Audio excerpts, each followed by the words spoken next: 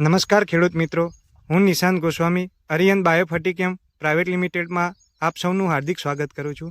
આજે આપણે આવી પહોંચ્યા છીએ એક ખેડૂતની મુલાકાતે, જેમના મરચીના પાકની અંદર આપણે મેગ્નેટ કીટનો ડેમો કરાવ્યો હતો. તો ચાલો એમના મુખે સાંભળીએ કે એમના કેવો પરિણામ જોવા મળેલ છે. નમસ્કાર, શું નામ આપણું? નિલેશ. બરાબર. ગામ? ગોંડલ. Mobile number? 78 5 98 બરાબર 74 બરાબર. તો આપણે મરચીના પાકની અંદર મેગ્નેટ કીટનો ડેમો કરાવ્યો હતો, તો તમને કેવા પરિણામ જોવા મળેલ છે? સરસ લાગ્યું. બરાબર. ને ગ્રોથ ને હવે જેમાં નાખ્યું છે અને જેમાં નથી નાખ્યું એમાં શું ફરક જોવા મળે છે? હાથી ગોળાનો ફેર બતાવે.